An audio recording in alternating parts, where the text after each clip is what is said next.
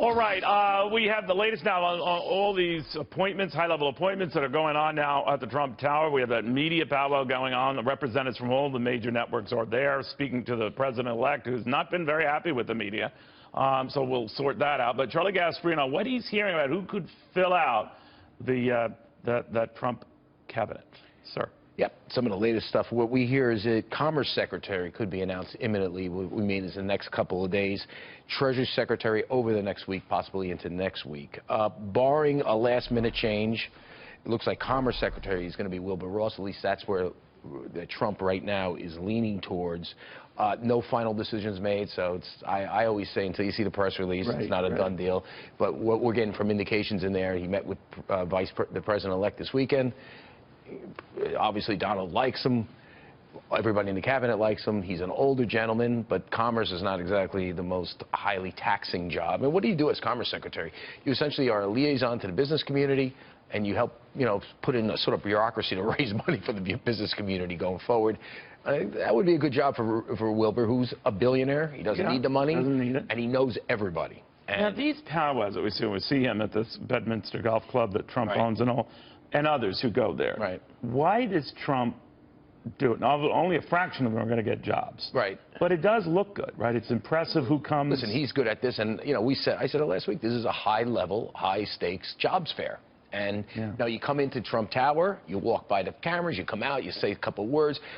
There's never been a transition like this before, but by the way, it's transparent. I criticize Donald about a lot of things. You can't criticize him on this. Completely transparent. You see everybody he's talking to. It's like they're making a very good point. They're making a big thing process out of him meeting the Indian businessmen who he might do business with, or his kids might do business with. The only reason why they know that is because it's before the cameras. Right. He's not putting them in the back door. So you got to give him positives in this, and it's like it's showing the American people how this business gets done. But can you honestly see a Mitt Romney in a Secretary of State position, given their bad blood? That's a great question. Let me just couple other things. Steve Mnuchin, his campaign chief, finance chief, still in a pole position for Treasury. A lot of people say Hensarling. There's a theory out there, or a Jeff Hensarling, the congressman. The head of the House Finance Committee, might be his number 2. There's a scenario. Oh, that's interesting. And yes, Mitt Romney. Here's what we understand: Mitt Romney has indicated he's interested in the job. The question is, listen, Rudy Giuliani, from what I understand, is still the odds-on favorite for the job internally. Now, Rudy's got some issues regarding some of his private business issues. I don't think they're legal issues. They're just vetting issues that may complicate matters. Like, he has to explain who he got money for, who he did business with. And there are some issues regarding that, but I think... But no new administration that's coming in likes too much controversy, right? But look at it this way. When Jack Lew took Treasury Secretary. Now, I know it's a different standard for Republicans. You always get harsher vetting. Just think, he ran the mortgage department of Citigroup before that, which, by the way, imploded Citigroup, which probably caused the financial crisis. So we should also point out that, as we first reported, J.P. Morgan CEO Jamie Dimon indicates he's not interested in the job as Treasury Secretary. Has he been asked?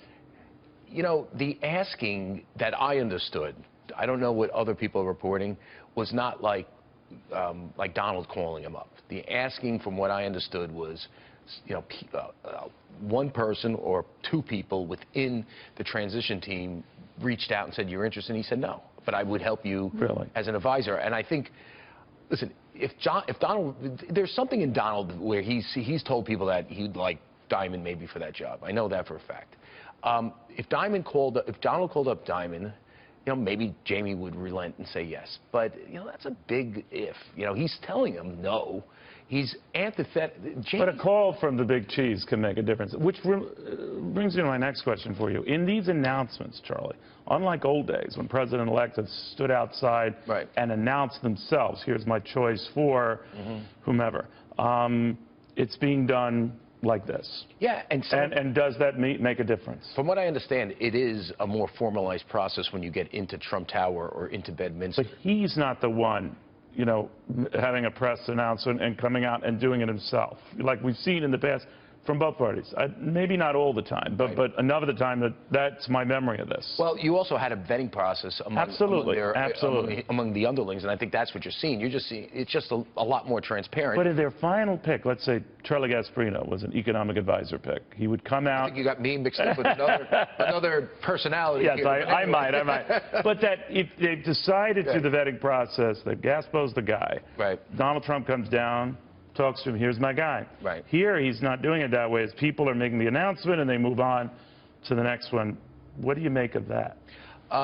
I don't think there's that much difference, to be honest with you. I mean, the end result is the official announcement gets put on paper, and it says from Donald Trump. I think one of the things that you're going to see with Trump, and this is why I was always suspicious of the diamond stuff, is that his economic advisors and all his advisors have to have some sort of likeness to his policies. And, you know, they have to, like, agree on certain level of some of the stuff Donald ran on and believed in. That's why the whole Romney stuff would be so at odds. Well, that's personally at odds. No, I'm talking about his views of Russia versus Trump's views, his views of what are the real global threats. Right. You know, it doesn't jive. It doesn't. We've seen more unusual things. And by the way, that's why Diamonds doesn't jive. Yeah. I mean, think of it. Diamonds for big banks. He's for keeping Dodd-Frank. He's for higher taxes on the rich. He's for open borders. He gave a speech about open borders, I believe, in 2008.